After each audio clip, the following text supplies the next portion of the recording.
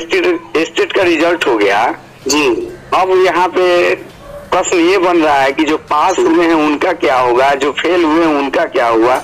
कुछ ऐसे भी हैं जो परीक्षा देने वाले हैं, कुछ लोगों का है कि उनका कहना है कि मतलब कि हम पास कर रहे थे लेकिन हमको फेल कराया गया। कुछ ऐसे भी हैं, कुछ लोग कह रहे हैं कि आउट ऑफ सिलेबस प्रश्न था जी। इन सारे मुद्दों पर सर आप क्या करना चाहते हैं? देखिए, अभी जो रिजल्ट हुआ है जी, उस रिजल्ट में सबसे बड़ा बीएससीबी का एक कमी है कि उन्होंने नॉर्मलाइजेशन किस पद्धति पर किया ये नहीं बताया। उसके बाद किस विषय के कितने अभ्यर्थी थे, कितने अभ्यर्थियों का रिजल्ट हुआ है विषय वार ये भी नहीं बताया गया। जी।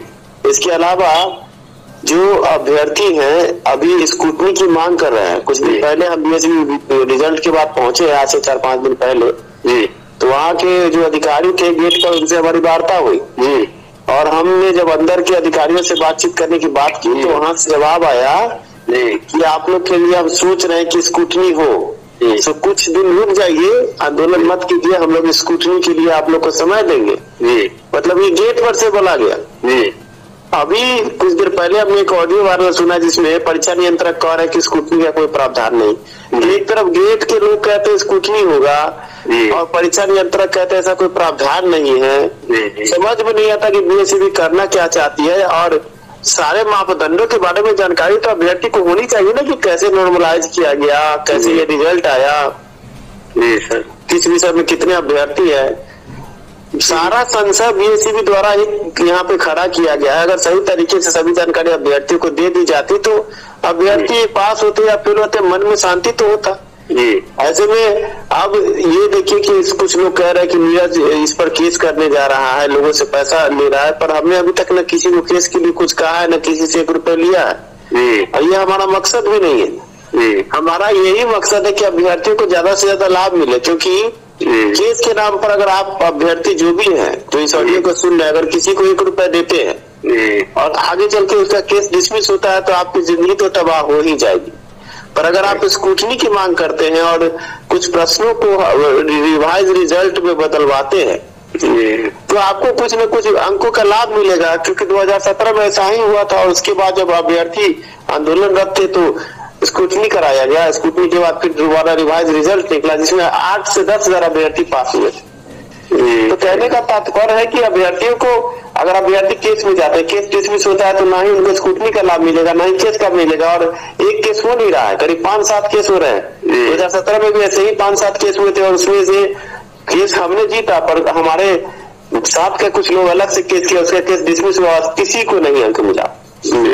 लेकिन हमने ये कहा था कि हम केस से पहले आंदोलन करेंगे, स्कूटनी का डेट हमने निकलवाया, स्कूटनी करवाया जिससे अभ्यर्थियों को लाभ मिला। तो हम ये कहेंगे कि अभ्यर्थी स्कूटनी की मांग करें, डायरेक्ट केस में जाने से अच्छा है, क्योंकि अगर अभ्यर्थी डायरेक्ट केस में जाते हैं, केस डिसमिस होता है तो कोई लाभ नहीं, पहले लाभ ले लें उसके बाद ना हो तब जाकर के केस में जाइए। एक बार तो मेरा विचार, मेरा पर्सनल विचार है।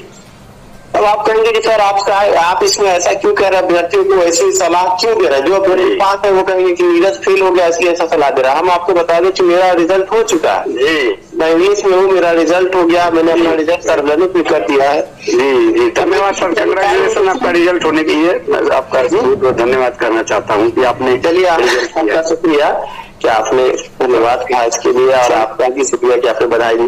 पर देखिए बड़ी बात यह है कि मेरे रिजल्ट से पूरा बिहार नहीं चलता, बहुत सारे अभ्यर्थी हैं परेशान हैं, तो मैं तो यही बोलूंगा कि सबकी परेशानी दूर होनी चाहिए।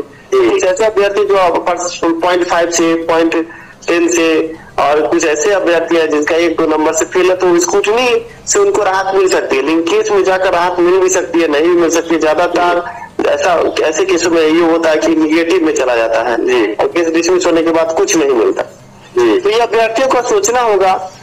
पास वालों के लिए हम यही बोलेंगे कि 5 अप्रैल को जो सुनवाई होगी नेशनल फेडरेशन डिप्लाइड के केस में अगर फैसला आ गया तो आगे हम जल्द नियोजन के लिए शिक्षा मंत्री को ज्ञापन देंगे, शिक्षा सुधार रोजगार के बैनर पर अभ्यर्थी एक हो जाए। तो हम शिक्षा सुधार रोजगार जो बैनर है वो सभी के लिए है, ऐसा नहीं है कि सिर्फ पास वालों के पास हम जाएंगे या सिर्फ फेल वालों के पास जाएंगे। जो सही मुद्दे की बात है, कुछ अभ्यर्थी हैं ऐसे जो परेशान है अपने रिजल्ट को लेकर, तो उनको भी तो देखने के लिए कोई चाहिए। और कुछ ऐसे हैं जो पास होकर अभी अपना सीना तान के चल रहे हैं, तो वो ये भूल जाते हैं कि अगर शिक्षा सुधार रोजगार में परीक्षा कैंसिल नहीं करवाई होती तो आज इतना निष्पक्ष रूप से परीक्षा नहीं होता। और अभी जो नॉर्मलाइजेशन की समस्या है, इसको अगर बीएसवी हल कर लेती है तो ये बिहार का बेस्ट परीक्षा होता है स्टेट का। और बड़ी बात है, नॉर्मलाइजेशन के संबंध में बहुत सारे गतिरोध है। अब देखना ये है कि बीएसवी क्या कदम उठाती है।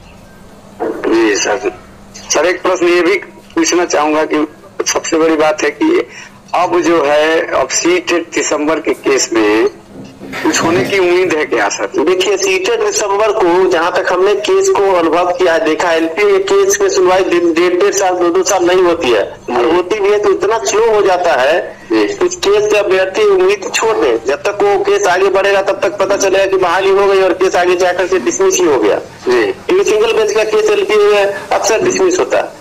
तो हमारा कहना है कि हमें सुप्रीम कोर्ट में एक बात हम 2019 में दायर कर चुके हैं, जिसमें संपूर्ण नियुक्ति की मांग है, और 94,000 बैकलॉग की बहाली, संपूर्ण नियुक्ति हो नहीं रही, अभी भी 2.5 लाख सीट खाली है। तो हम अगर सुप्रीम कोर्ट के उस केस को बढ़ाएं जो हमारे द्वारा ही किया गया था, उसको बढ़ा करके उसमें ये मांग रख दे कि बिहार में बैकलॉग की 94,000 की बहाली है, लेकिन अभी भी फ्रेश रिक्ति इतनी है, रिक्तियां हैं, स्कूल में शिक्षक नहीं, इसको देखते हुए अगर सुप्रीम कोर्ट से कड़ा निर्देश आ जाए कि संपूर्ण रिक्ति की जाए और 1.5 लाख सीटों पर बहाली निकल जाए और डोमिसाइल के साथ बहाली निकल जाए, तो आप समझते हैं सारे बिहार के जो भी सीटें दिसंबर है, जनवरी है, सबको मिल जाएगा मौका। और इसके लिए अभ्यर्थी को आगे आना होगा, हम तो रास्ता ही दिखाएंगे ना। तो इसलिए सीटें दिसंबर को एलपीए केस में ज्यादा उम्मीद नहीं रखनी चाहिए, लेकिन सुप्रीम कोर्ट से संपूर्ण बहाली का केस जो हमारे द्वारा आगे चल रहा है, उसमें अगर अभ्यर्थी साथ आए तो आशा है कि हम जीत की ओर अग्रसर होंगे और अभ्यर्थियों को लाभ ज्यादा मिलेगा। इसके लिए कोई प्रावधान जो अभ्यर्थियों को प्रावधान यही है कि जो सुप्रीम कोर्ट का केस है उसमें अभ्यर्थी मदद करे, क्योंकि एक अकेला चना भाग नहीं फोड़ता, सभी को एकजुट होना होगा। जो भी सीटें दिसंबर या जनवरी 21 अभ्यर्थी है उनको एक होना होगा। और आगे शिक्षा सुधार रोजगार का बैनर इतना बड़ा है कि अगर अभ्यर्थी इस बैनर के नीचे आकर के आगे काम करेंगे तो जीत सुनिश्चित है, क्योंकि 94,000 की बहाली भी उसी सुप्रीम कोर्ट के केस के बाद ही निकली थी। कहीं ना कहीं सुप्रीम कोर्ट का हस्तक्षेप था व्यक्तियों को लेकर, तो अभी भी हो सकता है। लेकिन अब अभ्यर्थियों को सोचना है कि उनको कैसे कदम बढ़ाना है। अभी कुछ लोग हमसे संपर्क कर रहे हैं कि सर क्या करें, कैसे योगदान करें, तो हम उनको 2-3 दिन रुकने को कह रहे हैं, क्योंकि हम भी अभी कुछ गतिरोधों से निकल रहे हैं। सुप्रीम कोर्ट के वकील को हमने कुछ ड्राफ्ट दिया, उसको पढ़ रहे हैं, उधर से जवाब जैसे ही हमको क्लियर हो जाएगा फिर अभ्यर्थियों को हम जोड़ेंगे और संगठन को मजबूत करेंगे और सुप्रीम कोर्ट के केस को मजबूत करेंगे। और आशा है कि 94,000 की बहाली पूरी होते होते सुप्रीम कोर्ट से अगर एक निर्देश आ गया 1 लाख की बहाली का, 1.5 लाख का सीट का, तो आराम से सारे अभ्यर्थियों को हो जाएगा। और अगर हम छोड़ देते हैं, सुप्रीम कोर्ट नहीं जाते हैं, बैठकर तमाशा देखते हैं, तो आप समझ सकते हैं बिहार सरकार 5 साल 6 साल की इधर सुनती नहीं है। तो हमें तो सबसे पहले मजबूती से आगे बढ़ करके और जिस तरह सरकार चल रही है उसकी दुगनी गति से चलना होगा, तभी सरकार उठ के खड़ी होगी। सही बात जी, धन्यवाद सर जो आपने इतना समय दिया। आशा करता हूँ कि व्यूअर भी खुश होंगे इस बात को। धन्यवाद सर आपका भी। तो तबाह हो ही जाएगी, पर अगर आप स्क्रूटनी की मांग करते हैं और कुछ प्रश्न